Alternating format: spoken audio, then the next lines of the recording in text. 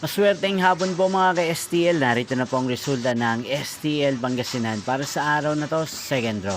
December 2, 2025, araw ng Martes. Naway ang mga natayaan niyo pong mga numero kanina ay manalo nawa ngayong hapong ito, 5 PM. Kaya kunin niyo na po ang inyong mga ticket. Narito na po ang resulta.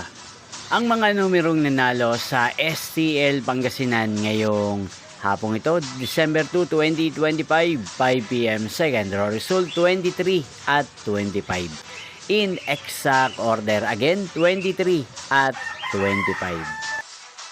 At ngayong hapong ito sa STL Pangasinan, atin pong i-shoutout ang lagi pong nanonood sa channel ito, si Manang Amelia ng Pangasinan. Shoutout po sa inyo, Manang Amelia. Sana po ay nasa maayos kayong kalagayan. At sa lahat po ng mga taga Pangasinan, shoutout po sa inyo.